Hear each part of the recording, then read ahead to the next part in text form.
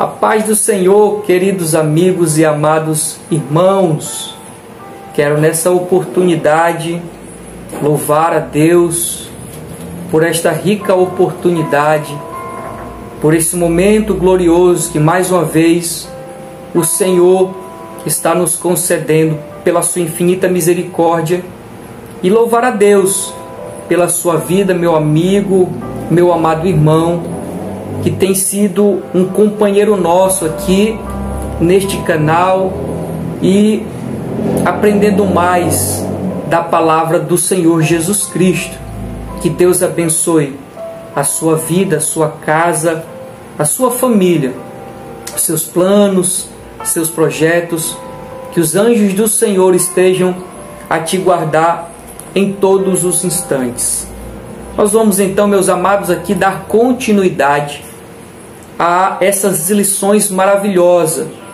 O quarto trimestre de 2021. Estamos estudando as lições da CPAD e tem sido de grande valia para as nossas vidas, de maneira que o reino do Senhor também está sendo abençoado, e isso nos alegra.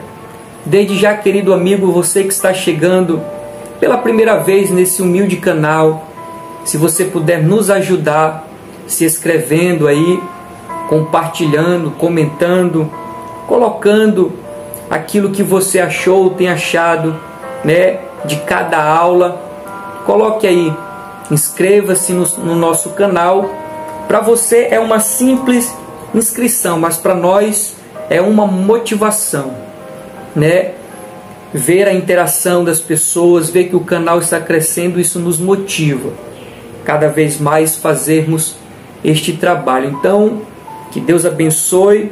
Vamos neste momento estudar a lição, sempre ressaltando aqui, meus amados, o tema que envolve os 3 meses. Você confere aí na tela, que tem por título o apóstolo Paulo, lições da vida e ministério do apóstolo dos gentios para a igreja de Cristo. Essa então meus amados, ou esse é o tema que envolve o trimestre. Dessa feita nós vamos estudar a 6ª lição. A 6ª lição você confere aí também na tela. O título da 6ª lição é Paulo no poder do Espírito. Glória a Jesus. Nós vamos aqui, meus amados, para alguns pontos da nossa lição. Como vocês já sabem, eu gosto de deixar aqui ressaltado os objetivos, geral e específico. Você acompanha aí na tela o objetivo geral: conscientizar de que é preciso viver na plenitude do Espírito para fazer a obra de Deus. Esse é o nosso objetivo geral. Acompanhe os objetivos específicos. O primeiro diz: expor que Cristo deve ser pregado no poder do Espírito. O segundo é identificar o argumento de Paulo sobre a plenitude do Espírito. E o terceiro, apresentar a fonte de ensino de Paulo sobre o Espírito Santo. Então esses foram, meus amados, o objetivo geral e os objetivos específicos. Nós vamos agora para os nossos pontos e subpontos da nossa lição. Acompanhe aí na tela. O primeiro ponto diz: pregando a Cristo no poder do Espírito. O primeiro subponto diz: Paulo movido pelo poder do Espírito. O segundo subponto diz: o caminho de pregação.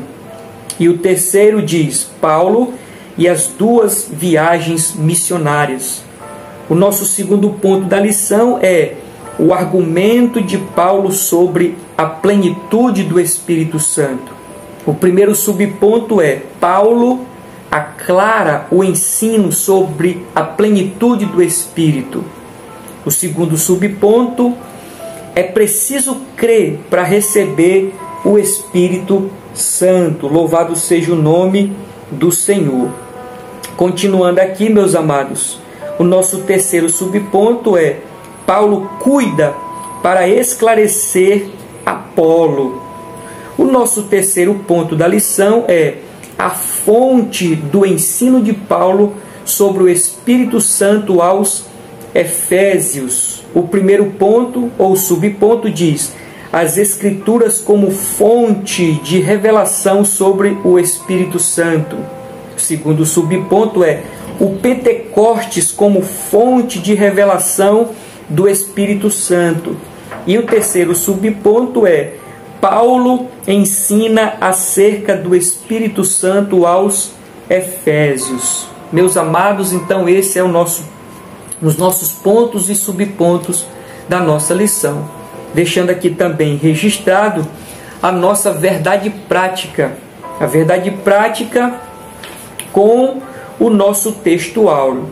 Então, o texto áureo, meus amados, você acompanha aí na tela, está em Atos dos Apóstolos, no capítulo 19, e o versículo 6, abre aspas, diz: e impondo-lhes Paulo as mãos, veio sobre eles o Espírito Santo, e falavam línguas e profetizavam. Essa é então, ou esse é o nosso texto áureo. Acompanhe conosco a nossa verdade prática. A verdade prática diz: uma vez movidos no poder do Espírito, podemos ser bem-sucedidos na missão de pregar o Evangelho a toda criatura. Louvado seja o nome do Senhor. Glória a Deus. Então, meus amados, esse aí foi o título, os nossos objetivos, pontos e subpontos, textual e verdade prática. É como está estruturado a nossa lição. Quero mais uma vez, meus amados, e de maneira humilde, dizer aos irmãos que nós não temos pressa de chegar até o final da nossa lição, mas sempre aproveitando, meus amados, o máximo da nossa lição. Eu sei que na escola dominical, e digo isso com experiência, porque também sou professor da escola dominical, eu sei que o tempo é um tanto quanto curto para nós ministrarmos a aula na escola dominical. Mas eu não poderia me restringir, meus amados, no tempo da escola aqui, visto que nós temos todo o tempo possível. E aproveitando, meus amados, cada ponto da nossa lição faz com que a gente se aprofunde, tenha um conhecimento dentro das nossas limitações aprofundado. Então, vamos aproveitar cada vez mais a nossa lição, amém? Então vamos lá. Quando eu olho para o título da nossa lição, o título diz: Paulo no poder do Espírito. Ele fez o seu ministério, desenvolveu o seu ministério no poder do Espírito Santo.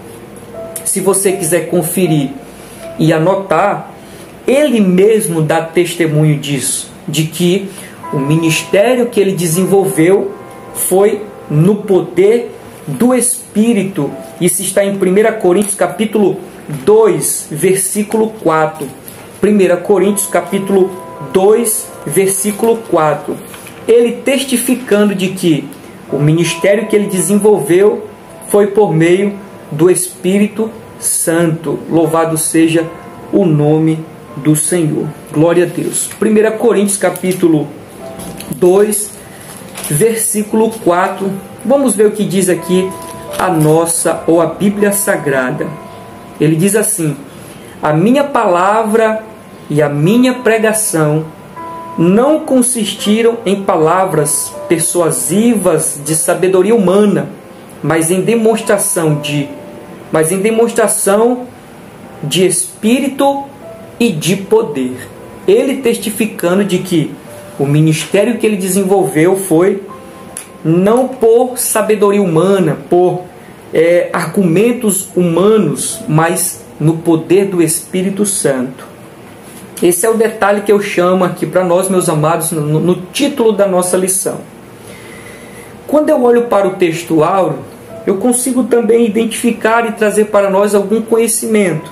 O texto áureo diz: impondo-lhes Paulo as mãos, veio sobre eles o Espírito Santo e falavam línguas e profetizavam. Paulo, quando impõe as mãos sobre os irmãos, é só esse detalhe que eu quero deixar aqui para nós. Ele está em Éfeso. É sobre a vida dos irmãos que estão em Éfeso que esta cena aqui acontece, de Paulo impondo as mãos e os irmãos sendo batizados pelo Espírito Santo, falando em línguas e profetizando. Bendito seja o nome do Senhor Jesus Cristo. E ele, nesse contexto que ele está impondo as mãos, antes disso, ele pergunta para os irmãos se os irmãos já tinham sido batizados no Espírito. E os irmãos vão dizer ali que nunca tinham ouvido nem falar sobre o Espírito. O único batismo que eles conheciam era o batismo de João. Aí, a partir disso, Paulo começa ali a orientar os irmãos a respeito do batismo com o Espírito Santo e depois impondo as mãos sobre os irmãos e eles sendo batizados. O texto também, o contexto desse texto de Atos capítulo 19, versículo 6, diz que tinha aproximadamente ali 12 irmãos. 12 irmãos ali tiveram essa experiência com o Espírito Santo, sendo batizado, falando em línguas e profetizando. Louvado seja o nome do Senhor. Quando nós vamos para a verdade prática, meus amados, eu também enxergo e quero deixar aqui destacado para nós, você aluno da escola dominical, você estudioso da Bíblia Sagrada, você professor da escola dominical. Então eu quero aqui deixar destacado o que Deus colocou no meu coração a respeito do que está contido na verdade prática. E a verdade prática diz: uma vez movidos pelo Espírito, pelo poder do Espírito, podemos ser bem-sucedidos na missão de pregar o Evangelho a toda criatura. Bendito seja o nome do Senhor. Então, quando eu olho para cá, eu destaco algumas coisas. A primeira delas é que foi uma ordem de Jesus. Se não me falha a memória, na lição de número 4, nós falamos a respeito disso. Porque lá diz que não é possível nós fazermos a obra do Senhor sem o poder do Espírito Santo, sem a presença do Espírito Santo em nossa vida. E eu destaco aqui mais uma vez esta realidade incontestável, que não é possível fazer a obra do Senhor Jesus Cristo sem este poder. É tanto que o próprio Cristo deixou isso como verdade. Se você conferir em Atos dos Apóstolos, no capítulo 1, versículo 8, os irmãos sabem que Jesus está prestes a voltar para o céu, ser assunto aos céus. Mas antes disso, ele dá uma orientação para os seus discípulos. E a orientação é essa: ficai em Jerusalém, até que do alto vocês vão ser revestidos de poder, e ser-me-eis minhas testemunhas. Observe que para ser testemunho é necessário ser revestido de poder. Antes de ser testemunha, é necessário ser revestido de poder. Então o próprio Cristo está apontando para esta realidade. É necessário ser revestido, ter o poder do Espírito Santo sobre nós, para realizarmos a obra do Senhor Jesus Cristo. Continuando aqui, meus amados, fica a pergunta: por quê? Porque para sermos bem-sucedidos na missão de pregar o Evangelho a toda criatura, de realizar a obra do Senhor, porque é imprescindível o poder do Espírito Santo. Eu deixei aqui destacado, porque trata-se de uma guerra espiritual. Pregar o Evangelho é lutar, é entrar em combate, é ir à batalha, é lutar contra um adversário espiritual, o adversário das nossas almas. Por isso, meus amados, que é imprescindível o poder do Espírito, o Espírito Santo na nossa vida, para que nós tenhamos êxito na nossa missão. Porque esta guerra ela acontece no campo, às vezes no campo físico, mas muito mais no campo espiritual. Campo esse onde nós não podemos ir, não podemos estar, não podemos enxergar, não podemos lutar. Diferentemente, você já ouviu isso, né? Pregadores na sua ânsia, assim, dá uma bicuda na cara de Satanás. Não é possível isso, irmãos, não é possível, porque ele é espiritual. Então, quando nós pregamos, quando nós anunciamos, estamos entrando em uma guerra espiritual. Por isso é necessário o poder do Espírito para nós vencermos e termos êxito na nossa missão.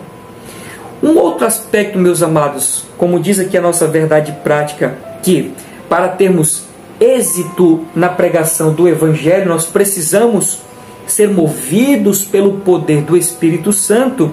Por que isso?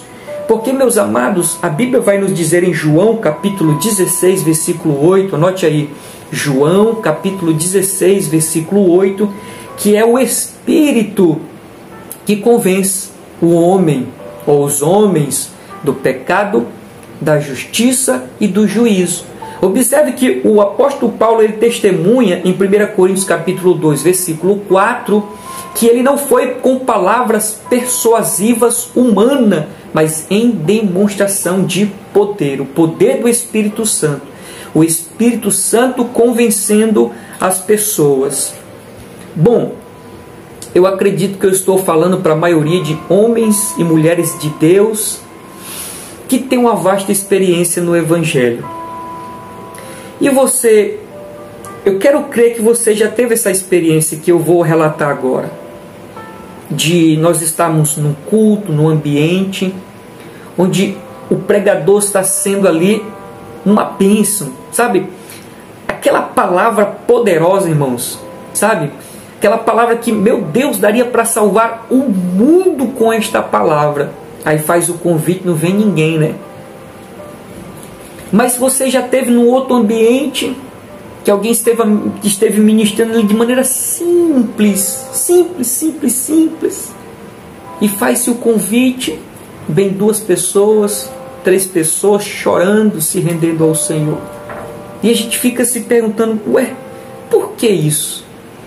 É verdade, meus amados, que existe um mistério, mas é o toque do Espírito Santo. Não é pela palavra eloquente, pelo grito, pelo barulho, pela zoada, não.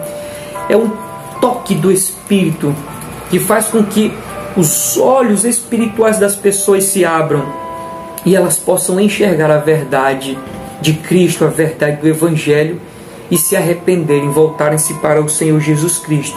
Por isso, então, é tão imprescindível o poder do Espírito Santo, o Espírito Santo em nossa vida, para que no abrir das nossas bocas, meus amados, o Espírito possa falar ao coração das pessoas, que venha jorrar, que jorre palavras de graça, palavras de vida dos nossos lábios e atinja o coração das pessoas. Bendito seja o nome do Senhor.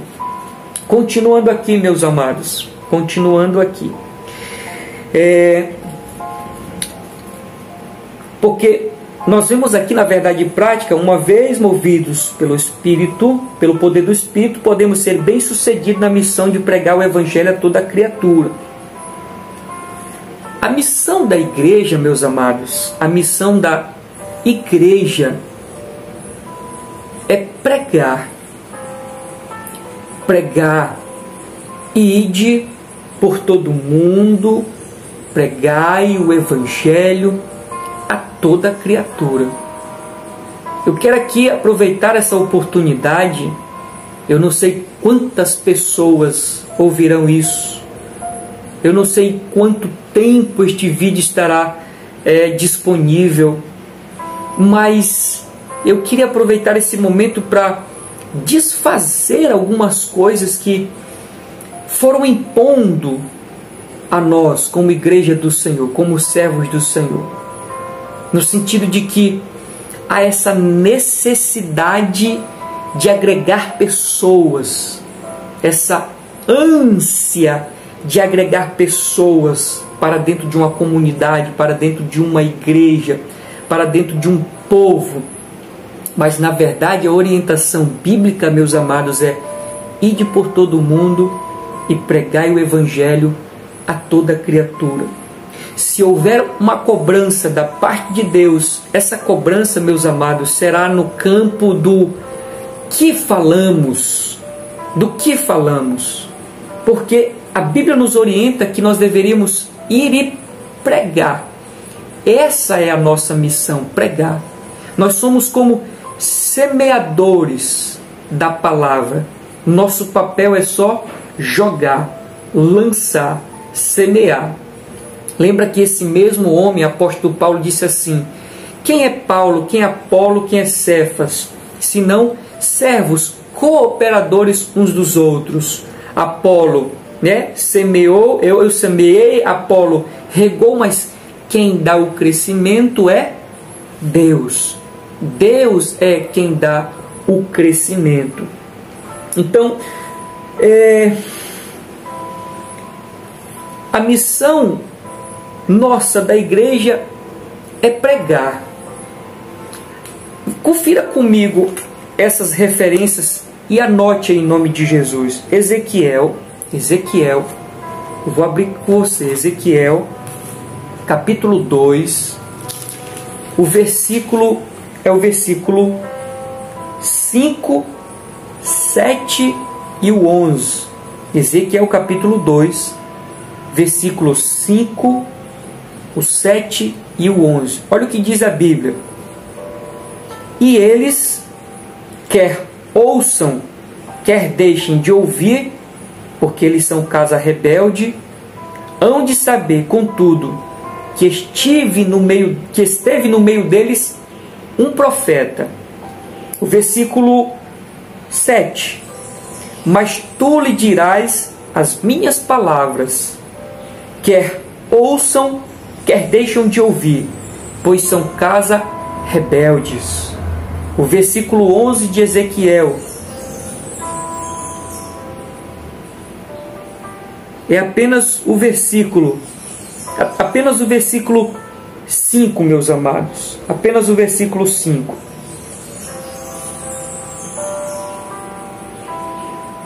E Marcos, agora, no capítulo 16, no versículo 15, que foi o texto que eu já citei. Ide por todo mundo e pregai o evangelho a toda criatura.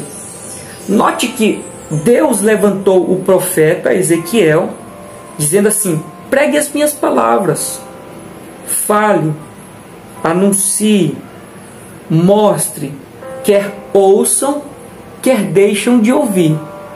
Profeta, o teu papel é falar, sabendo que eles são casa rebelde, não ouvirão as tuas palavras, mas o teu papel, profeta, é falar. E Deus faz assim com a igreja, meus amados. Igreja, pregue. Igreja, fale. Igreja, anuncie. Eu só quero que vocês anunciem. Essa é a vontade do Senhor para a igreja. O que me espanta é esse termo aqui, bem-sucedidos. Que a verdade prática diz: uma vez movidos no poder do Espírito, podemos ser bem-sucedidos na comissão de pregar o Evangelho a toda criatura. Em que sentido está falando bem-sucedido? Eu quero crer que seja almas. Quando almas se rendem ao Senhor, significa que nós tivemos um trabalho bem-sucedido. Concordo plenamente. E até então, todo aquele que prega, que ministra, que leva o Evangelho, ele almeja isso. Ele deseja ver as almas se rendendo ao Senhor. Mas precisamos estar atentos, meus amados, para que nessa ânsia de querer ver as pessoas se rendendo a Cristo, nós não caiamos em erros. Nós já estudamos lições passadas, se não me falha a memória, a terceira lição, a conversão do apóstolo Paulo, tinha um tópico lá que falava sobre a conversão bíblica. Por que eu digo isso? Porque na ânsia de pessoas quererem ver conversões, eles saem de uma conversão bíblica e vão buscar uma conversão antibíblica, fora dos padrões bíblicos, fora dos padrões de Deus. Por quê? Por esta ânsia de querer ver pessoas se rendendo ao Senhor. Leva sobre si esse peso, essa responsabilidade de convencer pessoas, salvar pessoas, mas não é o papel da igreja. O papel da igreja é só anunciar, meus amados. Por exemplo, se não me falha a memória, nesse mesmo livro de Ezequiel, a Bíblia vai dizer que a gente vê um ímpio no seu pecado e não avisa, o sangue dele virá sobre nós. Mas nós olhando para ele, vendo a impiedade dele e avisando, mas ele não dando crédito, o sangue dele já não está mais sobre nós. Então o nosso papel é pregar, meus amados. O papel da igreja é pregar e não converter, porque quem convence é o Espírito Santo de Deus. Eu quero trazer 2 termos aqui que eu escutei há um tempo atrás. Foi o pastor Hernandes Dias Lopes. Ele usou 2 termos. O primeiro deles é a numerofobia e o segundo é a numerolatria. Eu achei muito interessante quando ele expôs a respeito disso, que a numerofobia é aquele líder, o pastor, aquela igreja que não querem crescer, tem medo de crescer. Não, nós não vamos crescer porque dá muito trabalho, é muita dor de cabeça, é só confusão, é só grupinho, vamos ficar só nós aqui mesmo. Numerofobia, tem medo de crescimento, medo do número, medo de acréscimo, numerofobia. Mas esse não é o pior. O pior é a numerolatria, é a idolatria pelos números. É a idolatria pela quantidade, pela multidão, pelo acréscimo de pessoas. Qual é o problema da numerolatria?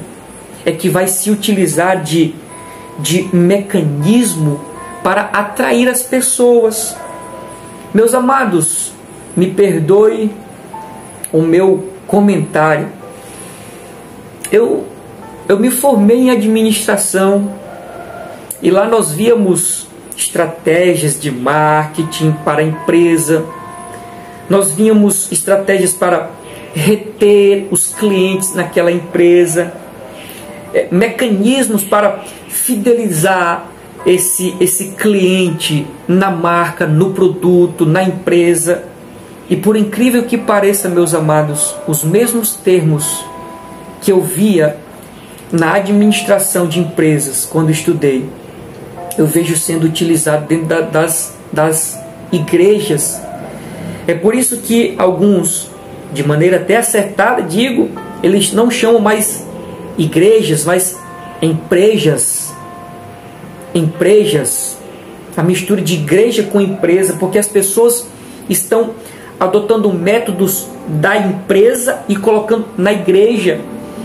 Por esses dias, olhando aí a internet, eu vi um banner, um folder dizendo assim: como atrair e enganjar jovens na sua igreja. Olha só, meus amados, deu uma vontade de responder para aquela pessoa ou página que tinha postado aquilo, dizem, é só pregar a palavra. Mas a gente sabe que eles não vão só pregar a palavra. E se pregar, irmãos, eles vão se utilizar de filmes, de pipoca, de passatempo, de passeios, de happy hours. Eles vão se utilizar de várias coisas para reter o jovem dentro da igreja, de diversões, mas não conseguem fixar o jovem por meio da palavra.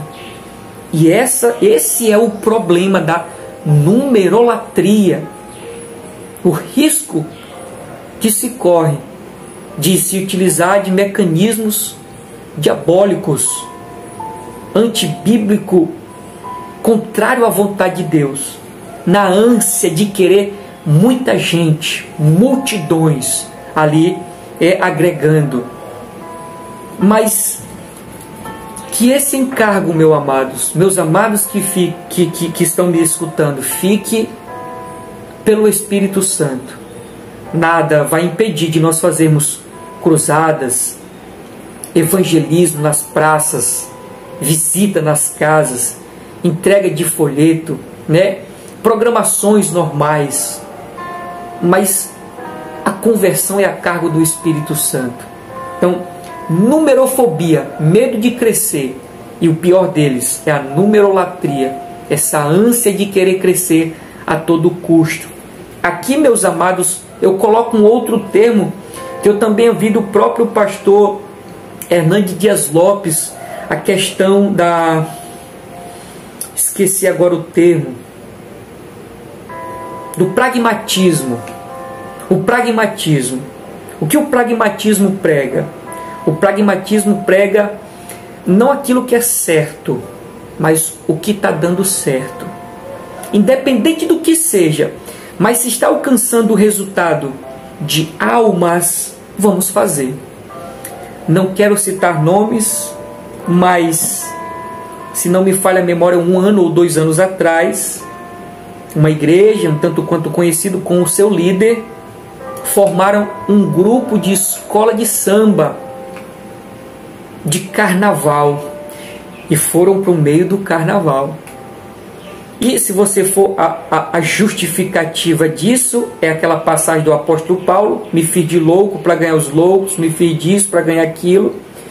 E isso que eu estou lhe dizendo sobre a questão das almas. A justificativa: você sabe quantas almas nós ganhamos nessa movimentação? Tantas almas. Isso é pragmatismo. Não importa o jeito ou como se está fazendo. Por pragmatismo, o que importa é o resultado.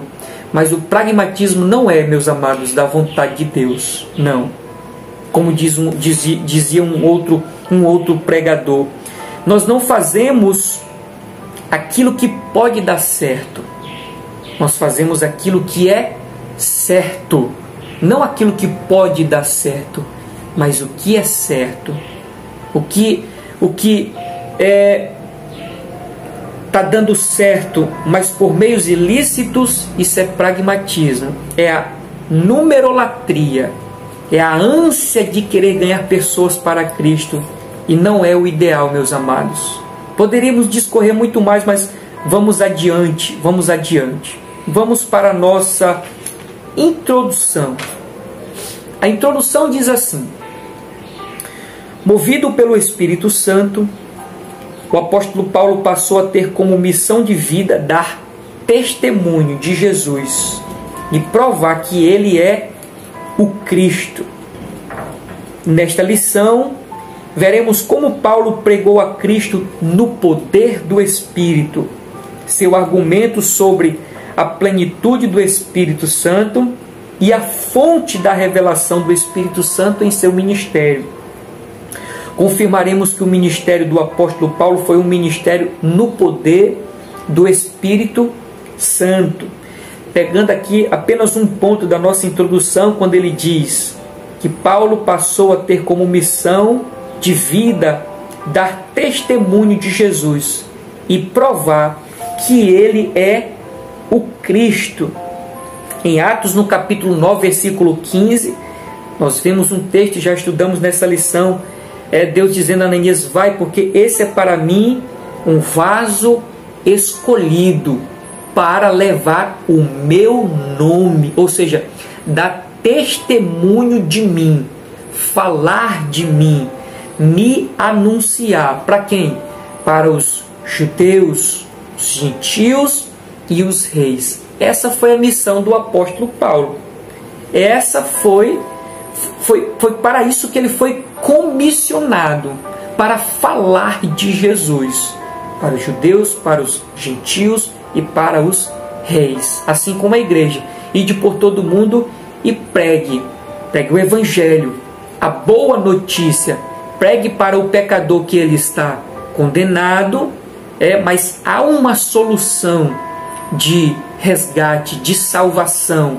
Há uma possibilidade de ele sair deste caminho que ele está mas vir para um caminho novo, diferente, que Cristo construiu e que leva o homem para o céu. Esta é a missão da igreja, louvado seja o nome do Senhor.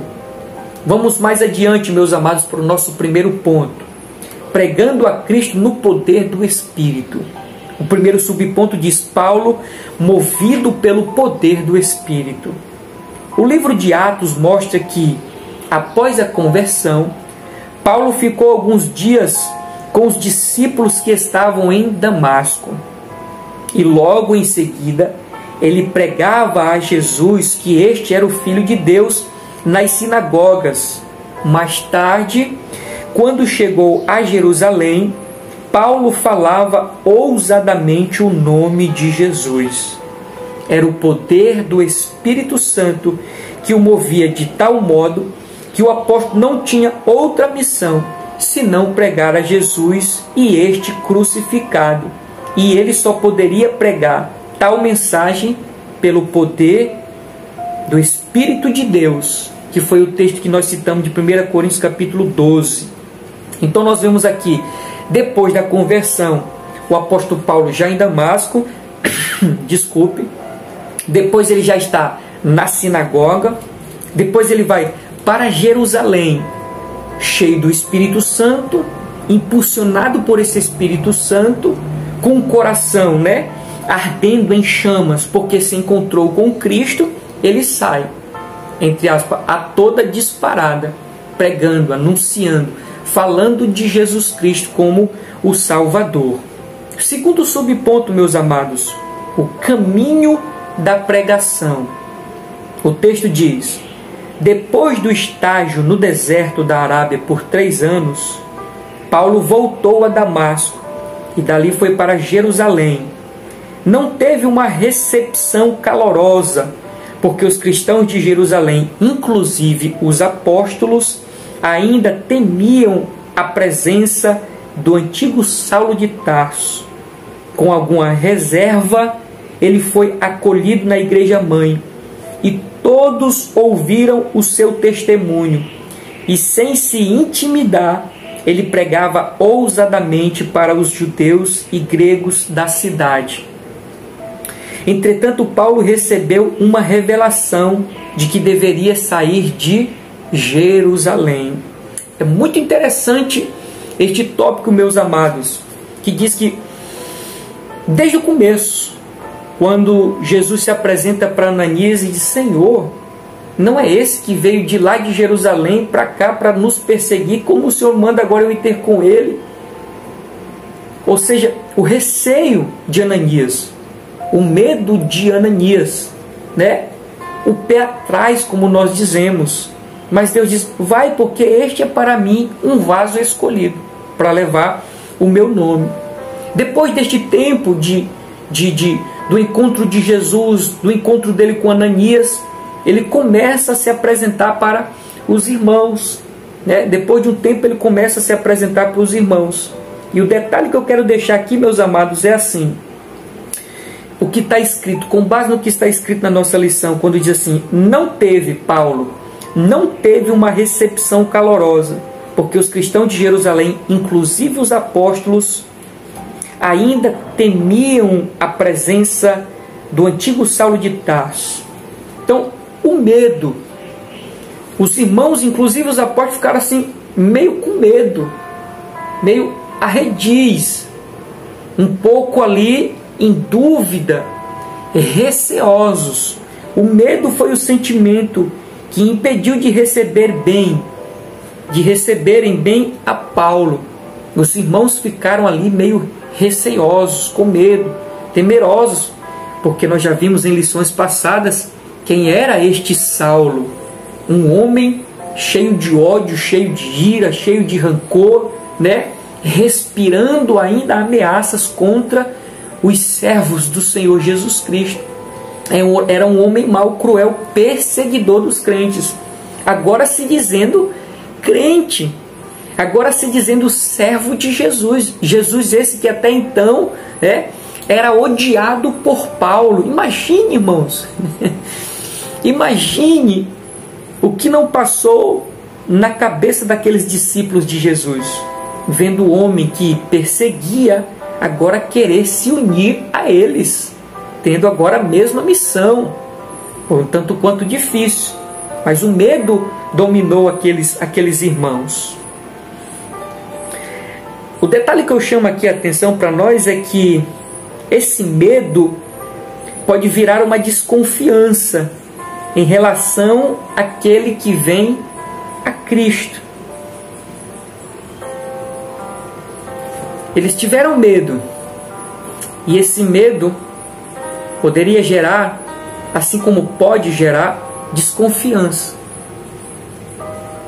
Podendo aplicar agora para nós aquelas pessoas homossexuais, lésbicos ou lésbicas, pessoas drogadas, bêbados, esquartejadores, por que não? Pessoas da nossa sociedade, cruéis, maus, que se rendem a Cristo. E agora não o medo, mas a desconfiança. Nós precisamos lutar muito, meus amados, com este sentimento da desconfiança. Da desconfiança em relação àqueles que vêm a Cristo. Você que é de uma igreja, faz parte de uma igreja, eu acredito que você já viu aquela cena que eu vou relatar agora, de pessoas que, infelizmente, elas vêm a Cristo, passam um tempo e saem. Daqui a pouco elas voltam. Depois elas saem novamente, voltam e saem. Eu não estou dizendo que isso é correto. Não estou dizendo que isso é correto, porque a Bíblia nos instiga à constância. É isso que a Bíblia quer de nós. Mas, seja sincero, não gera uma desconfiança no nosso coração em relação àquela pessoa quando ela volta novamente para a casa do Senhor? E mais uma vez, misericórdia, eu vou contar quantos dias ele vai ficar, quanto ela vai ficar. Isso é péssimo, irmãos. Isso é péssimo. E não deveríamos agir assim. Não deveríamos agir assim. Interessante que veio à minha mente uma lição daqui mais para frente sobre o discipulado. Será que nós, quando vemos uma pessoa vindo pela 5ª vez, 8ª, 10ª vez, entrou, saiu, será que nós nos dispomos a ajudar aquela pessoa? Será que a gente se prontificou a ajudar aquela pessoa? Ou só ficou nesses argumentos dizendo, deixa eu ver quanto tempo ele vai ficar, deixa eu ver quanto tempo ela vai ficar. Isso aí, rapidinho vai sair, vai ir embora. É mais uma vez que entra e sai. Misericórdia, irmãos. Que sentimento terrível que habita dentro de nós. E precisamos lutar para não cair nesse terrível argumento ou sentimento, de maneira que nos impeça de receber as pessoas, como aconteceu com o apóstolo Paulo. Ele não foi recebido, não teve uma boa recepção, não foi uma calorosa recepção. Pelo contrário, ele foi rejeitado, ele foi ignorado. Desconfiança pode gerar a rejeição, desprezo. Lucas, capítulo 15, o irmão do filho pródigo. Os irmãos conhecem, eu sei que eu estou falando para irmãos sábios na palavra, graças a Deus. Talvez mais sábio do que eu, com certeza, que sou servo de vocês. E um eterno aprendiz. Aquele irmão mais jovem volta para casa arrependido. O pai abraça, o pai o acolhe, recebe outra vez. E o filho mais velho ficou com raiva, ficou contrariado. Porque na mente dele, o pai nunca tinha feito uma festa como fez para aquele filho que rebelde, que foi para fora e gastou tudo. E ele ali todo o tempo direitinho, né? Fazendo conforme o script, mas nunca tinha sido abençoado. E o pai diz assim, mas filho, tudo que eu tenho é teu. Mas o que fica para nós como aprendizado é essa rejeição, esse sentimento de contrariedade daquele irmão mais velho.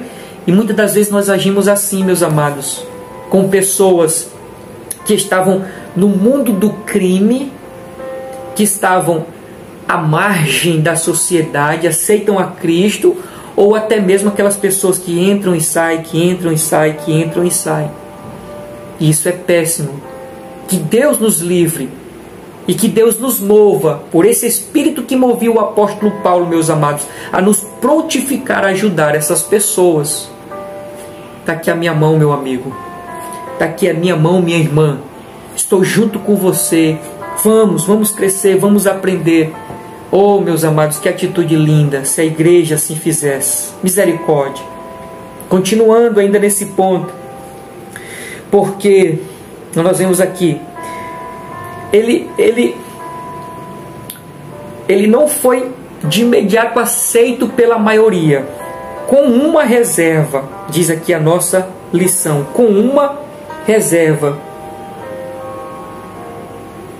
Ou seja, a maioria não aceitou ele de imediato, mas alguém ali se prontificou. E eu escrevi aqui dizendo aqui, o que era para ser maioria se tornou pouco. A maioria deveria ser o quê? Acolher.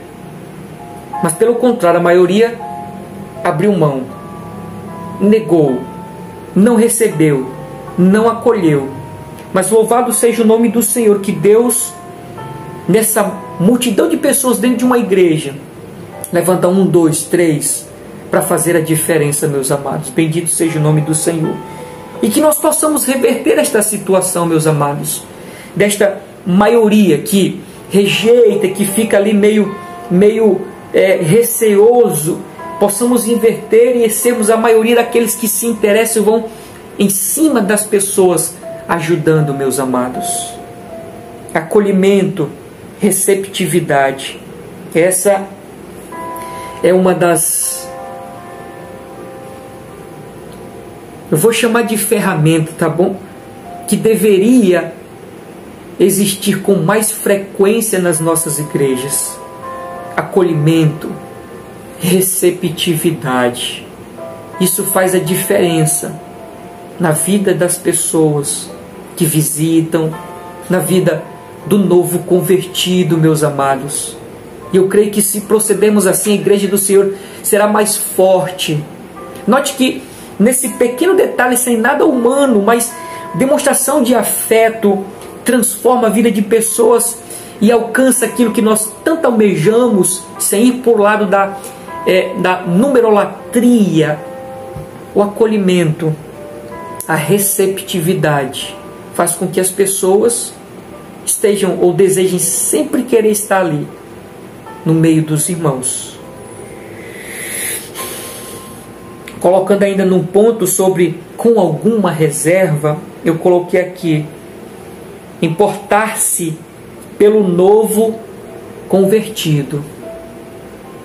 Nós vamos ver lições mais à frente que o apóstolo Paulo tanto pregou quanto ele discipulou. O apóstolo Paulo tanto ele fundou igrejas, abriu igrejas, plantou igrejas, mas também edificou os crentes, ensinou os crentes, se interessou pelos novos convertidos. E nós precisamos nos importar, meus amados, com os novos convertidos.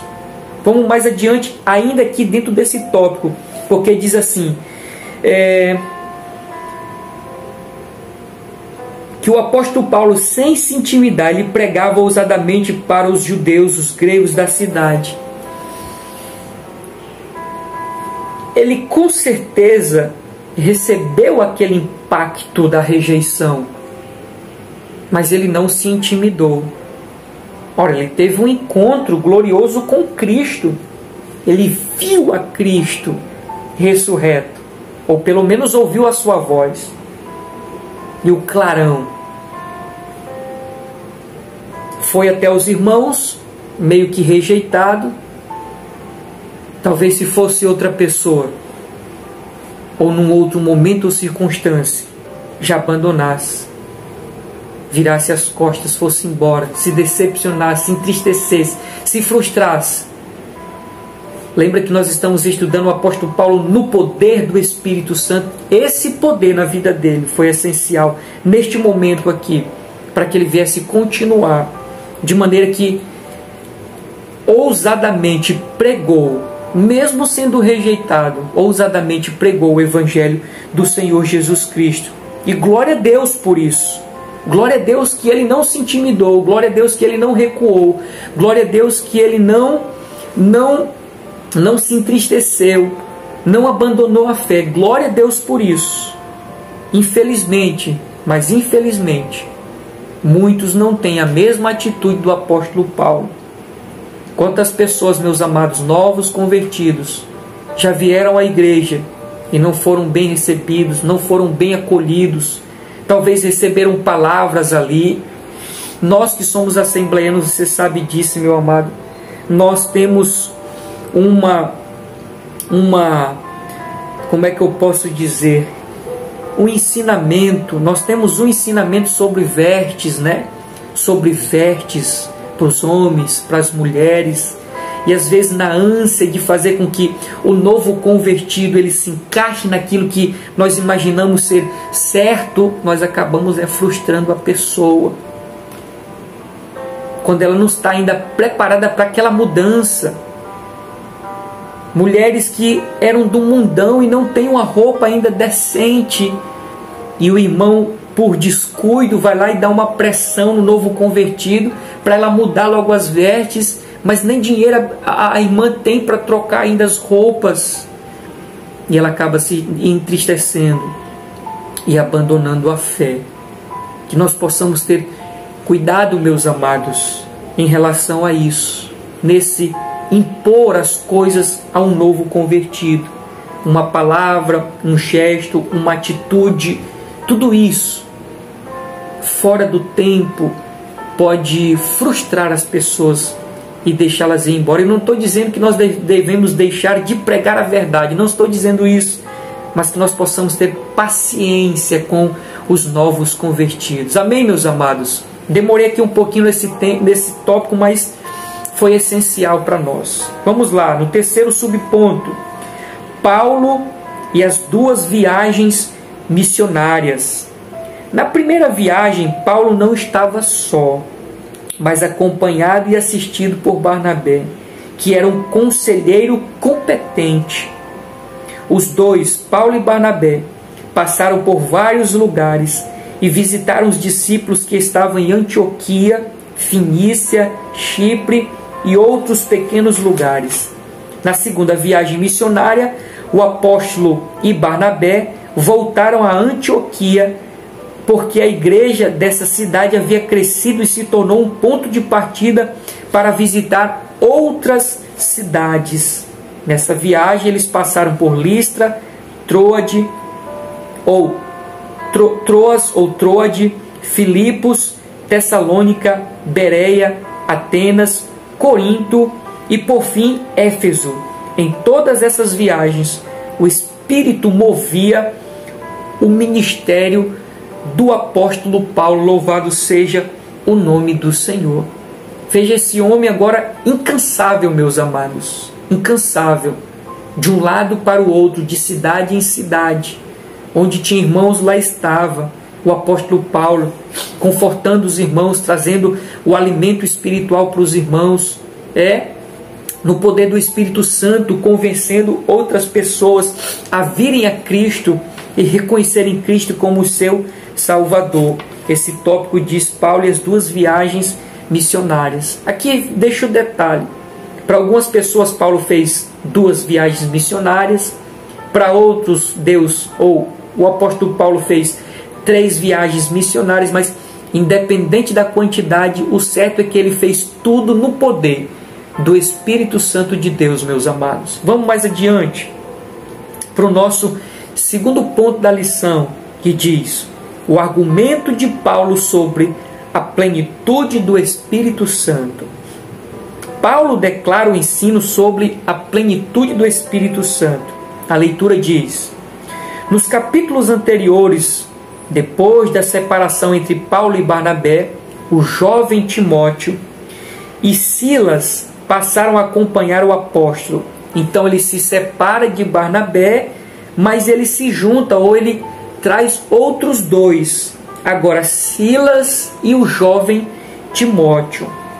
Quando Paulo voltou a Éfeso, deparou-se com um grupo de discípulos que seguia o ensino de Apolo e foram batizados com o batismo de arrependimento de João Batista.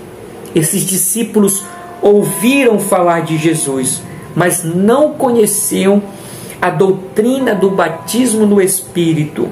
Eles haviam crido, isso está em Atos 19:2, em Cristo, mas nada sabiam da experiência do Pentecostes. Paulo percebeu que, a despeito de terem crido no Cristo das Escrituras, eles não haviam recebido o poder do Espírito para se tornarem testemunhas do Senhor Jesus Cristo. Observou que se encaixou exatamente ou perfeitamente com aquilo que Cristo havia deixado para os discípulos? Ficar em Jerusalém, até que do alto vocês vão ser revestidos do poder e ser-me-eis minhas testemunhas. Em Éfeso, os irmãos, pelo ensino de Apolo, só conheciam o batismo de João. Vem o apóstolo Paulo, e agora ensina os irmãos a respeito do batismo com o Espírito Santo. E também agora, mediante esse revestimento de poder, desse batismo com o Espírito Santo, eles serem testemunhas de Cristo até os confins da terra. Quero deixar aqui destacado alguns pontos para nós ainda dentro desse tópico, meus amados. Primeiro, Deus usa cada um, Paulo, para desenvolver áreas específicas na igreja. Por exemplo, o apóstolo, no caso Apolo veio e ensinou as pessoas, os irmãos, os crentes, evangelizando, pregando, levando conhecimento a respeito do batismo de arrependimento de João.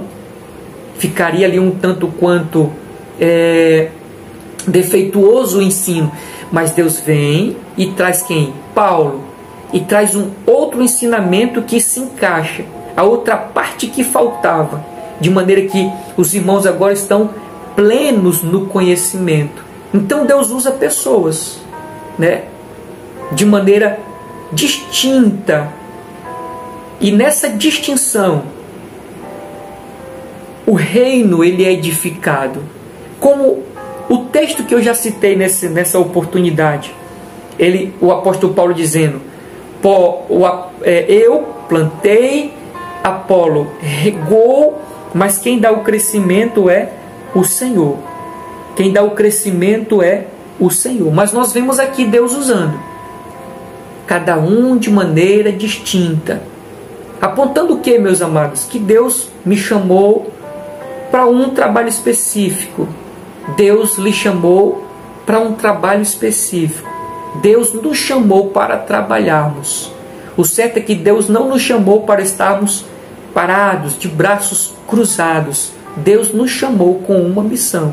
Cada um de nós temos uma missão a desenvolver, a realizar, meus amados. Então nós também não podemos cair no erro de desprezar um e acolher o outro, Não, Deus ele usa as pessoas de maneira que aquilo que cada um que Deus deu para eles vão se encaixando, e a igreja vai sendo edificada. Mais um ponto ainda. Paulo lançou os fundamentos, ou seja, o conhecimento sobre o batismo ou o poder do Espírito Santo. Foi o apóstolo Paulo, que até então os irmãos não tinham esse conhecimento, mas o apóstolo Paulo lança as bases desse conhecimento do batismo com o Espírito Santo. Com base nisso, ou assim, a igreja vai sendo edificada. Nós não podemos cair no erro de que sabemos tudo. Sempre Deus tem algo novo. E esse novo de Deus é para edificação.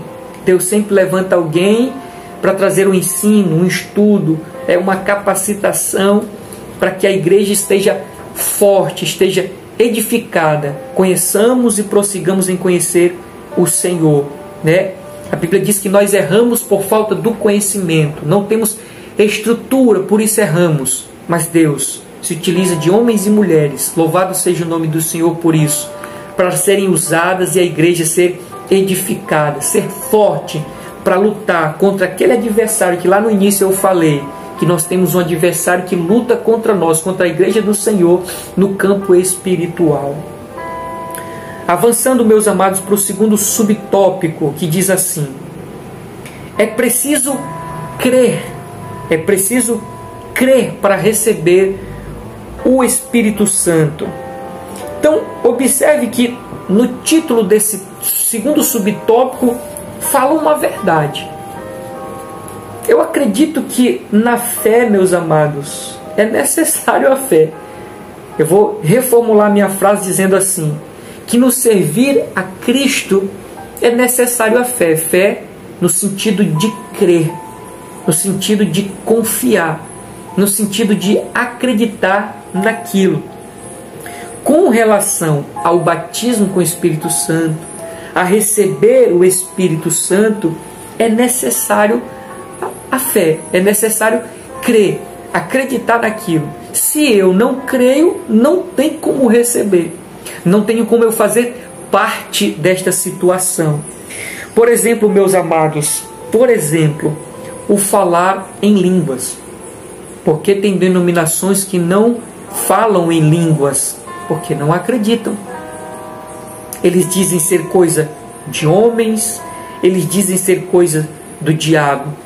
Tanto uma coisa quanto outra acontece. Eu sei que homens falam de si mesmo, eu sei que tem pessoas que falam pelo diabo, mas a Bíblia diz que o diabo ele é imitador.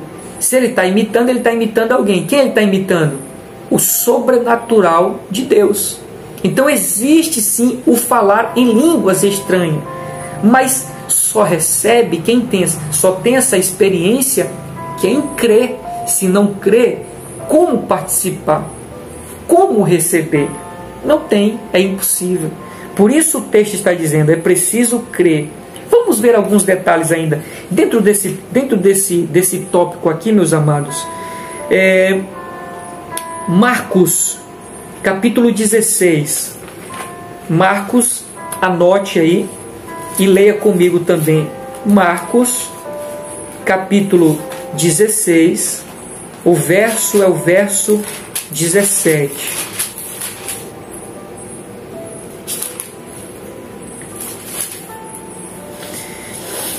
Marcos, capítulo 16, versículo 17, diz assim: e estes sinais seguirão aos que creem. Os sinais só seguirão aqueles que têm essa particularidade do crer. Se não crer, os sinais não seguirão. Quais são esses sinais que seguirão os que creem? Em meu nome expulsarão os demônios, falarão novas línguas, pegarão nas serpentes, e se beberem alguma coisa mortífera, não lhes fará dano algum, e porão as mãos sobre os enfermos e os curarão. Bendito seja o nome do Senhor.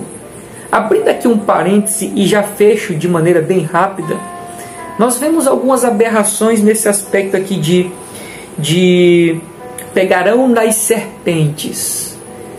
Essa questão do pegar as serpentes, meus amados, não é algo intencional. É na realização do trabalho, da missão, da evangelização, de alguma maneira inesperada isso acontecer. Não é que eu vou sair pegando nas serpentes ao bel prazer, crendo nisso daqui que nada vai me acontecer. Não é isso que a Bíblia está dizendo. É que no exercício do pregar o Evangelho, se alguma coisa acontecer, isso não me trará dano. Por exemplo, o apóstolo Paulo, na ilha de Malta, nós vimos que ele estava ali juntamente com algumas pessoas daquela ilha, e uma víbora veio e pegou no braço dele. Ele deu uma sacudida assim e aquela víbora caiu no fogo. As pessoas daquela ilha ficaram assustadas porque eles conheciam que aquela cobra ou víbora, né, era venenosa, de maneira que ninguém ficaria vivo sendo picado por ela. Só que não aconteceu nada com o apóstolo Paulo.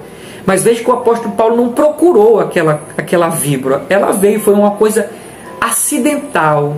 Então nós vimos pessoas, né, pastores, eu sei que não tem tantos, mas existem, né, que brinca com as cobras, né? No ministério dele está brincando com cobra, crendo aqui nesse negócio.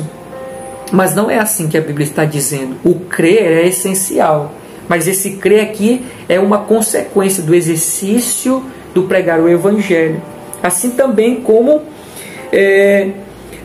se beberem alguma coisa mortífera. Imagine essa situação.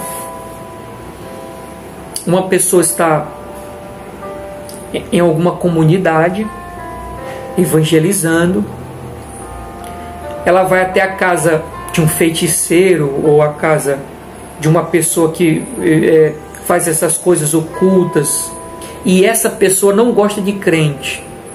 Vamos dizer que este irmão que está evangelizando vai e pede um copo d'água, e esta pessoa que não gosta de crente vai lá e coloca algum veneno nessa água, sem que o irmão veja. O irmão vai tomar, ele nem está sabendo que tem veneno. Veneno esse que foi colocado para matar o irmão. Nessa circunstância da inocência do irmão é que Deus dá o escape. É esse texto se cumprindo. Mas para fechar aqui, meus amados, a importância é o crer. Crer que as coisas podem acontecer. Vamos ainda dentro desse tópico, naquilo que eu escrevi. Ninguém recebe.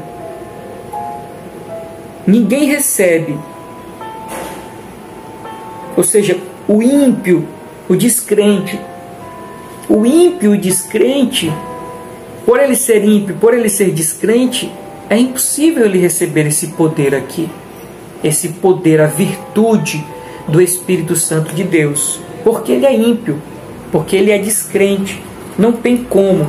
Só tem o Espírito, o converso. Só tem o Espírito, a nova criatura.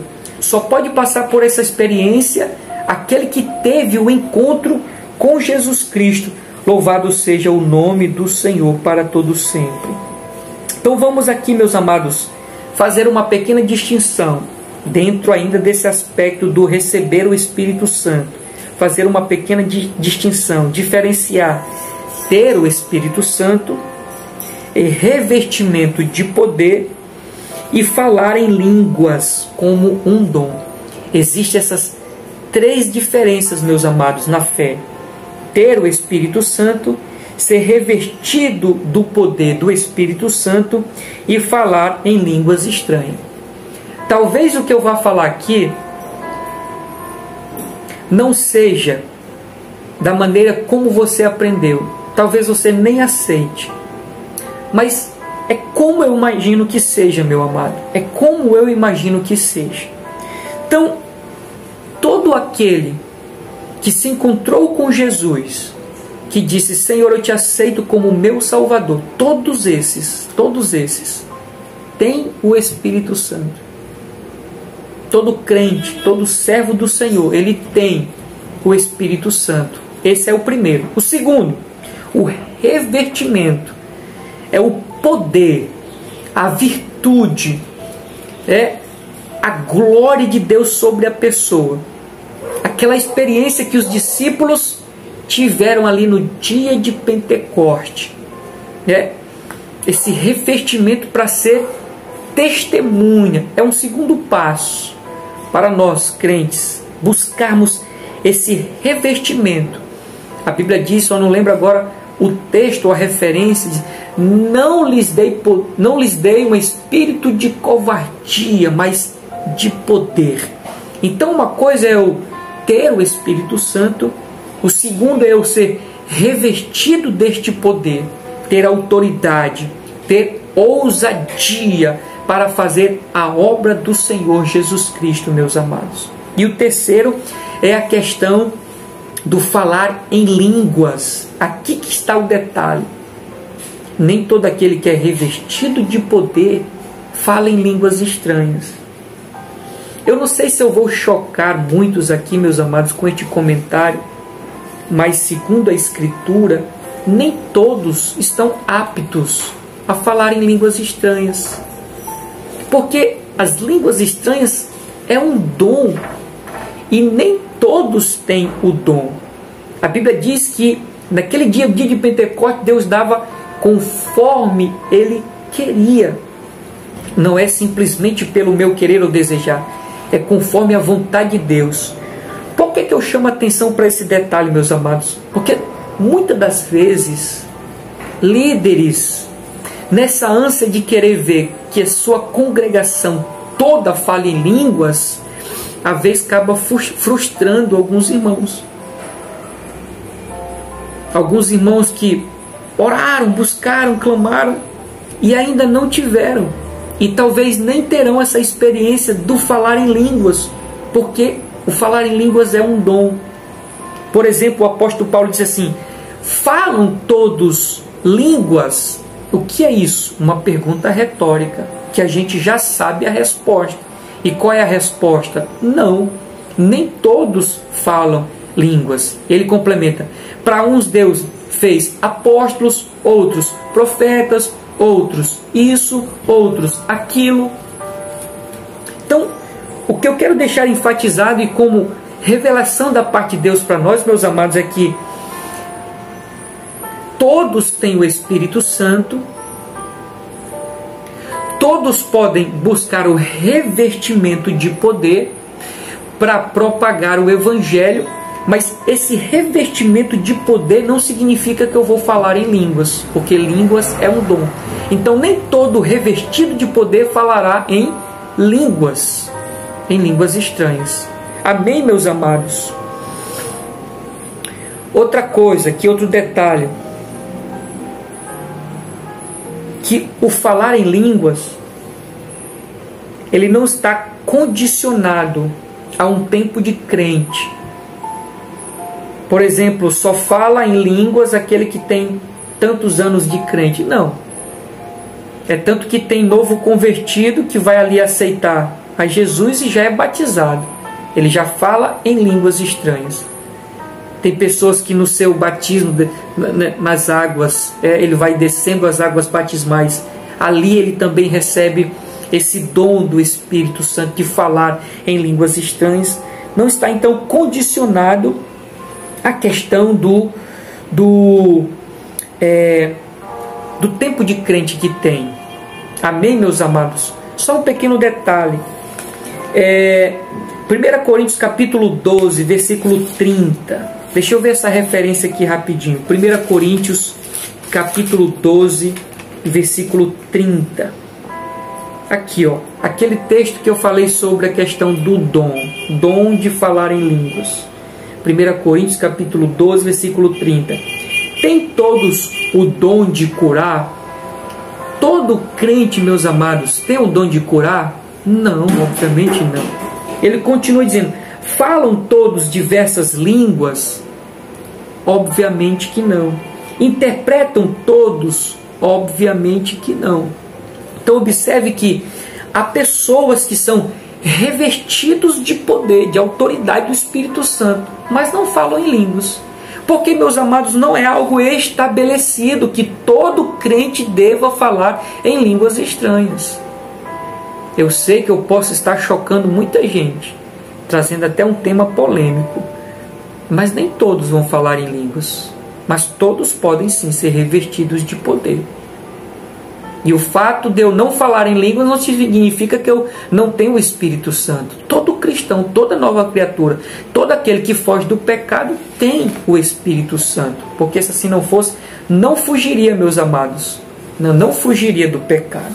Porque quem nos impulsiona a fugir do pecado é a presença do Espírito Santo de Deus em nossa vida. Amém? Vamos adiante? Glória a Deus. Então, vamos ler esse tópico aqui. É preciso crer para receber o Espírito Santo.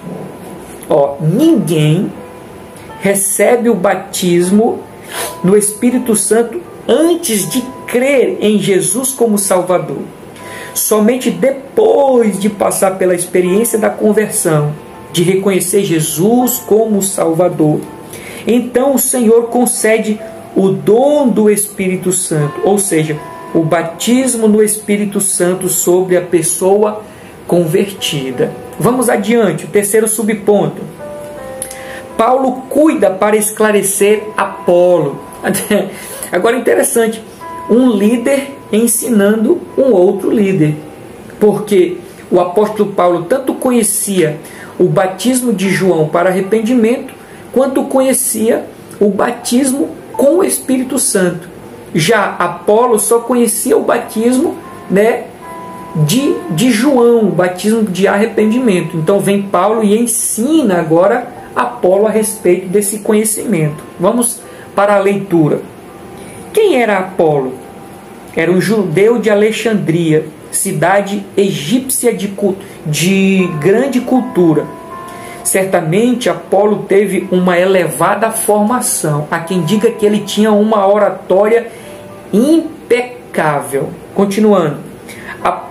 Principalmente no conhecimento das escrituras sagradas, e se destacava pela eloquência, viu aí?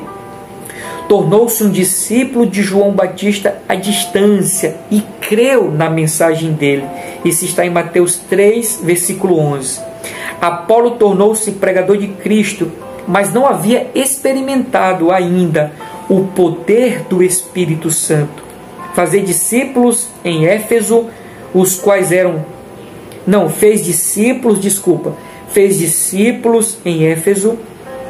eram fiéis à sua mensagem. Quando Paulo enviou Áquila e Príscila para Éfeso, tinham por objetivo orientar Apolo acerca da vinda do Espírito Santo. Antes que o apóstolo chegasse a Éfeso, Apolo foi para Corinto. Então nós vemos aqui esse detalhe desses dois grandes líderes que Deus levantou e o apóstolo Paulo ali orientando algo que até então Apolo não sabia, revelando para nós que nós não sabemos de tudo e nós vivemos no eterno aprendizado, e que isso seja um instigador, que seja instigado em nós, meus amados, essa fome pelo conhecimento, esse desejo, essa sede pelo conhecimento. Tenho orado para que Deus desperte no seu povo essa fome, essa sede por conhecer, meus amados. Oh, meu Deus do céu! Só Deus, só Deus, só Deus, só Deus. Que Deus verdadeiramente desperte no seu povo essa fome, essa sede de conhecer a Ele por meio da Escritura. Vamos adiante, meus amados, para o nosso terceiro ponto da lição, que diz: a fonte do ensino de Paulo sobre o Espírito Santo aos Efésios. Vamos lá. Então, as fontes do ensino do apóstolo Paulo em relação ao Espírito Santo. A primeira, as Escrituras como fonte de revelação sobre o Espírito Santo. Qual era a primeira fonte que o apóstolo Paulo tinha a respeito do Espírito Santo? As Escrituras. Note que ele sabia a respeito da Torá. Ele conhecia, os escritos. Ele conhecia a lei do Senhor. Ele conhecia então a respeito do Espírito Santo. Visto que Paulo era um erudito nas Escrituras, a sua primeira fonte de conhecimento acerca da divindade era a revelação do cânon do Antigo Testamento. Sua compreensão sobre Deus era monoteísta, tanto quanto os demais judeus. A doutrina da Santíssima Trindade, mais especificamente a pessoa do Espírito Santo, estava presente no Antigo Testamento de forma subjetiva. Louvado seja o nome do Senhor. Então, qual é a primeira fonte do apóstolo Paulo em relação à pessoa do Espírito Santo? O cânon, as Escrituras, a lei, os escritos de Moisés. E diz aqui a nossa lição que o Espírito Santo estava de maneira subjetiva. Por exemplo, quando Deus chama, e eu acabei esquecendo o nome agora, aqueles 2 homens para construir os utensílios do tabernáculo, eles não fizeram aquilo no natural, pela capacidade humana, não. Eles fizeram aquilo pelo poder do Espírito Santo, uma sabedoria do Espírito que Deus deu para eles, meus amados. Tem uma outra cena, que Moisés está ali conduzindo o povo com relação às demandas do povo, tratando das demandas do povo. E Jetro, o sogro dele, olha e vê que há uma grande multidão ainda esperando para ser atendida, e diz assim: rapaz, não vai dar certo isso aí não, Moisés. Olha, o povo está desde de manhã, já é tarde, e tu ainda está aí, tu não vai suportar esse povo também não. E Jetro dá um conselho: escolhe pessoas para te ajudar. E assim então Moisés escolheu 70 anciãos, e diz a Bíblia que do Espírito que estava sobre a vida, a vida de Moisés foi repartida para esses 70 anciãos. Então esses homens cheios do Espírito que estava sobre a vida de Moisés agora foi compartilhada para eles. Eles davam conta de algumas demandas, algumas que eram um pouco mais difíceis, chegava agora até Moisés. Então observe que o Espírito estava ali de maneira subjetiva, Nós vemos também um outro detalhe a respeito dessa presença do Espírito Santo, era um pouco mais contida. Algumas pessoas tinham o privilégio de experimentar essa graça do Espírito Santo. Aí vem Deus, por meio da vida do profeta Joel, e diz assim que nos últimos dias derramarei do meu Espírito sobre toda a carne. Louvado seja o nome do Senhor, que hoje nós temos esse privilégio, meus amados, não agora no contra-gota, mas como janelas abertas, chuvas ou chuva dessa presença do Espírito Santo sobre a nossa vida, que é tão especial, meus amados, essa presença do Espírito Santo em nossas vidas. Então, um ponto que eu destaco aqui é que Paulo, ele tinha a Escritura como base. Paulo, ele tinha a Escritura como parâmetro. Parâmetro, qual parâmetro? A respeito da pessoa do Espírito Santo, a respeito da obra do Espírito Santo, a respeito da manifestação do Espírito Santo. Qual era a base de Paulo? Não era a sua mente, não era o seu coração, não era aquilo que lhe passaram, aquilo que lhe ensinaram, não, era a Escritura. E eu estou dando ênfase, porque daqui a pouco você vai entender por que eu estou dando essa ênfase. Qual era a base, qual era o parâmetro para o apóstolo Paulo? A Escritura. De igual modo, meus amados, tudo deve ser com base para nós a Escritura. Qual é o crivo, meus amados, para nós crermos em algo? A Escritura. Eu tenho uma frase, quero deixar ela ressaltada aqui mais uma vez. Em uma igreja onde falta a Bíblia, sobra de tudo. Porque a Bíblia, como o nome mesmo diz, o cânon, ela é a régua, a métrica. Fora dela é antibíblico, é diabólico, meus amados. Ela é o parâmetro. Se ela diz X é X, se ela diz Y é Y, mas se ela se cala, eu também devo me calar. O parâmetro para o apóstolo Paulo era a Escritura. Por que agiríamos diferente, meus amados?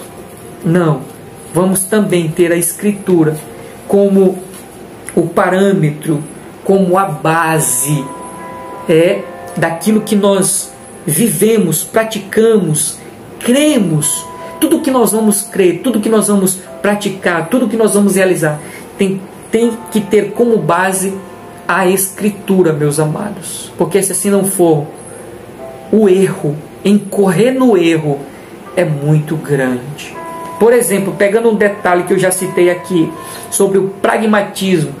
Muitas estratégias para crescimento de igreja são antibíblicas.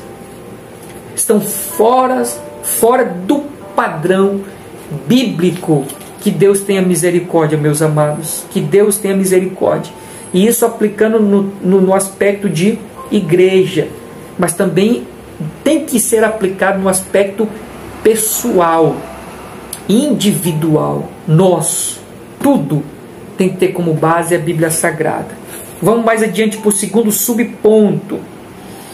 O Pentecostes. O primeiro foi as Escrituras. O segundo foi o Pentecoste, que diz assim: o Pentecoste como fonte de revelação do Espírito Santo. A segunda fonte reveladora do Espírito Santo era a experiência vivida pelos apóstolos no dia de Pentecostes.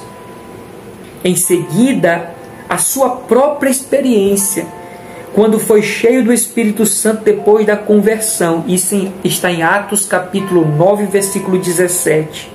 Se o Antigo Testamento mostrava o Espírito Santo de forma subjetiva, o Novo Testamento, em especial o Pentecoste, revela a atuação do Espírito Santo de maneira objetiva e clara. De maneira bem sistemática, meus amados. O apóstolo Paulo tinha então o conhecimento do Espírito Santo subjetivo na Escritura, e agora de maneira objetiva e clara pela experiência. Então nós temos aqui, de maneira bem resumida, ele tinha no sentido teórico e ele também tinha no sentido prático, na experiência. Amém? Continuando aqui dentro desse ponto. A revista diz assim, a segunda fonte reveladora do Espírito Santo era a experiência vivida pelos apóstolos no dia de Pentecoste. E eu faço o meu apontamento dizendo assim: não era uma experiência ao acaso, e sim algo prometido nas Escrituras. Essa experiência do Pentecoste não foi uma coisa que deu assim na cabeça dos discípulos, uma coisa assim que veio do nada. Não, até então começa pela orientação de Cristo. Essa experiência, que é fonte do Espírito Santo, começou não como algo da imaginação humana. Não. Essa experiência não é fruto da imaginação humana. Ela tinha algo prometido na Escritura. Mas antes de eu trazer os textos, eu quero dizer que foi até como uma orientação de Jesus. Você lembra? E agora vai fazer sentido. Que o apóstolo Paulo tinha como parâmetro, como base, a Bíblia. E o que é a Bíblia? Não é a vontade de Deus? Não é o querer de Deus expresso para os homens? O que é a Bíblia? Não é a orientação de Deus para os seus servos, para os seus discípulos? E Jesus agora orientando os seus discípulos: fiquem em Jerusalém até que do alto vocês vão ser revestidos. Até que veio ali aquele mover do Espírito Santo no dia da festa do Pentecoste. Essa experiência. Então não foi uma experiência criada pela mente humana, ou não foi algo que eles decidiram fazer. Foi pela orientação de Jesus e como algo contido na Escritura, uma promessa contida na Escritura. O que eu quero dizer aqui, meus irmãos, é que toda experiência deve ter como base a Escritura. Por exemplo, em Joel, no capítulo 2, no versículo 28, aquele texto que eu já citei, nos últimos dias derramarei sobre toda a carne o meu Espírito. E isso, meus amados, isso acontece, tem a sua culminância em Atos, no capítulo 2. Quer ver? Escute. Atos, capítulo 2, versículo 17 e 18. Atos, capítulo 2, anote aí, mostre lá para os seus alunos. Atos, capítulo 2, o 17 e o 18, que diz assim: e nos últimos dias, pegar aqui do 15, versículo 15. Estes homens não estão embriagados, disse Pedro, como vós pensais, sendo a 3ª hora do dia. Mas isso é o que foi dito pelo profeta Joel. Nos últimos dias acontecerá, diz Deus, que do meu espírito derramarei sobre toda a carne. Os vossos filhos e vossas filhas profetizarão, os vossos jovens terão visões, e os vossos velhos terão sonhos. E também do meu espírito derramarei sobre os meus servos, as minhas servas, naquele dia aí profetizarão. Então, foi algo prometido pelo profeta Joel, algo na Escritura, algo na Bíblia Sagrada. Amém, meus amados? Só para finalizar aqui esse ponto, eu coloquei mais algumas anotações minhas dizendo aqui que nós não devemos nos apegar a aparentes manifestações. Nem tudo, meus amados, é de Deus. Nem tudo é do Espírito Santo. A Bíblia diz assim: provai os espíritos para ver se são de Deus. Não é pecado, meu amado, não é pecado você ver alguma manifestação e ficar com o pé atrás. Às vezes nos receamos em achar que estamos até ofendendo a Deus. Não, a Bíblia nos orienta a provar os espíritos, olhar, tentar discernir para ver se aquilo é de Deus ou não. Por que, meus amados? Porque nem toda manifestação espiritual é da parte de Deus. Nem toda manifestação espiritual é da parte de Deus. A minha mente foi lá para aquela passagem de Elias. Quando Elias, entre aspas, lança o desafio com os profetas de Baal e Aserá. Eles fazem todo ali um ritual. Eles fazem ali uma manifestação. Mas era de Deus? Não era da parte de Deus. Assim como hoje, meus amados, nem toda a igreja é de Deus, nem todo ajuntamento de pessoas é de Deus, nem toda manifestação é de Deus. Pelo contrário, a Bíblia, Cristo, Deus, Jesus, disse que essas coisas viriam, apareceriam, surgiriam muito mais. Quais? Essas manifestações sobrenaturais, não da parte de Deus, mas da parte do adversário. Então, nós temos sim o apóstolo Paulo tendo como fonte a Escritura.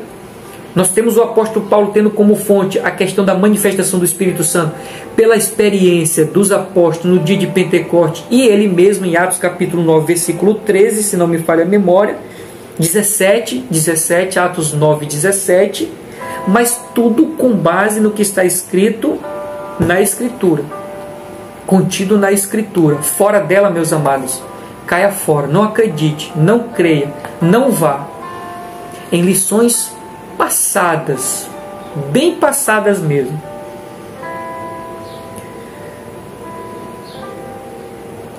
Alguém que revela o CPF. É possível, irmão, é possível alguém revelar o CPF? É possível. Eu sei que tem muito charlatanismo, eu sei que tem muito. Mas vamos crer que houve sim uma revelação do CPF. É possível? Absolutamente. Outra pergunta: é possível alguém orar e aparecer o dente de ouro na boca das pessoas? É possível, meus amados, é possível. Mas isso é de Deus? Isso é evangelho? Isso vem do Senhor? Tem aqui na Bíblia parâmetro, a base? Tem na Bíblia orar para aparecer o dente de ouro? Tem na Bíblia que é a nossa base, o nosso referencial, o parâmetro, o revelar o documento, revelar o nome, até tem, meus amados. Só que é no sentido agora oculto, diabólico. Os encantadores, a Bíblia diz lá no Velho Testamento. Não tem aquela mocinha que o apóstolo Paulo repreendeu, o espírito de Satanás que estava na vida dela, que dava lucro para os seus senhores porque ela adivinhava? Tem na Bíblia, mas não é da parte de Deus, é da parte de Satanás.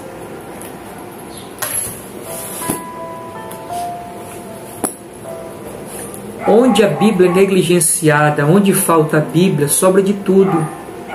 Seja numa igreja, seja na vida pessoal. Se eu não tenho a Escritura como alimento, se eu não me alimento da Escritura, meus amados, eu vou comer tudo o que me derem, tudo. Está aqui a bancarrota da igreja. Está aqui a bancarrota da igreja. Os irmãos não querem estudar, pesquisar, aprofundar-se no conhecimento. Mas louvado seja o nome do Senhor por sua vida que você está aqui, querido, estudando comigo, aprendendo para não cair nesses erros. Vamos mais adiante, meus amados. Louvado seja o nome do Senhor. O terceiro subponto, e daqui a pouco indo para a conclusão, diz assim: Paulo ensina acerca do Espírito Santo aos Efésios. Ele tinha fonte na Escritura, tinha fonte na experiência, com base na Escritura, e agora ele vai passar esse conhecimento, que diz assim: ao ensinar sobre o Espírito Santo aos Efésios, Paulo não desfez a mensagem de João Batista, nem a do apóstolo de Apolo. Pelo contrário, o apóstolo fortaleceu a mensagem de João Batista e revelou o Cristo profetizado por João exatamente como que havia de vir. A seguir, Paulo anuncia sobre o Espírito Santo aos Efésios, os quais recebem a mensagem que havia sido consumada no dia de Pentecostes. Então, ora por eles e impõe as mãos sobre as suas cabeças. E o Espírito Santo é derramado como chuva abundante sobre todos. E começaram a falar em línguas e a profetizar. Iniciou-se um grande avivamento na igreja de Éfeso. Esta experiência levou os discípulos efésios a anunciarem Jesus como Salvador e fez a igreja crescer. Neste tempo, sinais e prodígios foram marcas externas da presença e do poder do Espírito Santo na vida da igreja. Apenas alguns detalhes, de maneira bem rápida. O avivamento. Muitos dizem que nós estamos vivendo o avivamento. Mas o avivamento que eles dizem é o barulho, a zoada, o mover, o momento. Mas se nós formos olhar para os irmãos do passado, o que caracteriza o avivamento? Não é a zoada, não é o momento, não é o barulho. É evangelização, missões. Levar a boa semente. A maior marca, meus amados, de um avivamento é pelo menos duas, ou são pelo menos duas. O desejo por santidade. E a segunda, evangelizar. Levar Jesus às outras pessoas. Porque se eu estou cheio de Deus, eu quero compartilhar com outras pessoas. Isso é um avivamento. Como eu sei que uma igreja está avivada? Como eu sei que aquilo que estão me dizendo é um avivamento de Deus ou não é? Quando a igreja evangeliza, leva boa semente e há conversões pelo poder do Espírito Santo. Meus amados, vamos para a nossa conclusão. Eu fui muito edificado aqui por meio desta lição. Quero crer que você também está sendo edificado. Mas vamos para a nossa conclusão, meus amados. Dizendo aqui a você, você está vendo aí na tela, você professor da escola dominical. Eu estou falando como que aquele que está junto de você, junto com você, tendo a mesma experiência. Você sabe que infelizmente nós estamos sofrendo o êxodo de irmãos da escola dominical. E nós identificamos, meus amados, o porquê disso, que é a incapacidade de muitos professores, de professores que estão à frente das classes, mas não têm a competência, não têm a capacidade. Mas eles têm o fervor, os irmãos têm o desejo de ensinar, de passar o conhecimento. Mas o que falta é a oportunidade de agregar conhecimento.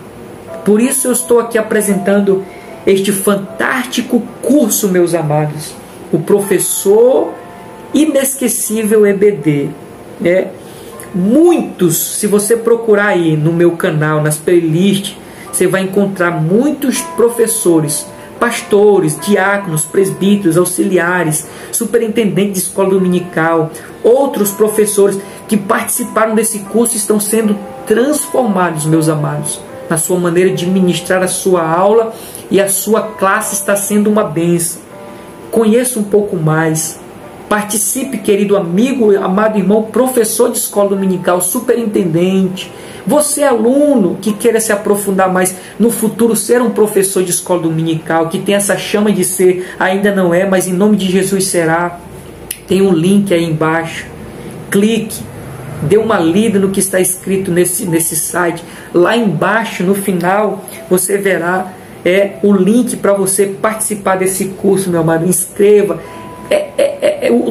O valor é ínfimo em relação àquilo que você adquire, e você, querido professor, nunca mais será o mesmo. Eu instigo a você a participar deste curso extraordinário em nome de Jesus. Meus amados, vamos para a conclusão aqui. A conclusão diz: no poder do Espírito, o apóstolo Paulo, além de realizar curas e milagres em nome de Jesus, levou a igreja em Éfeso a espalhar o Evangelho de Cristo. À luz desse exemplo, precisamos resgatar o quê? A simplicidade da fé cristã, buscando os sinais que demonstram o poder do Espírito Santo hoje. Que Deus reacenda a chama, essa é a minha oração, na igreja dele, em relação a essa simplicidade do Evangelho, mas com demonstração de poder. Que Deus levante homens e mulheres, meus amados, na simplicidade do Espírito, e a igreja biblicamente cresça em nome do Senhor Jesus. Meu amado irmão, que Deus abençoe a sua vida por ter chegado até o final desta lição. Que aquilo que Deus colocou em meu coração e estou compartilhando contigo nesta manhã tenha valido como um alimento espiritual e como crescimento para a sua vida. Que Deus abençoe sua vida, sua casa, sua família.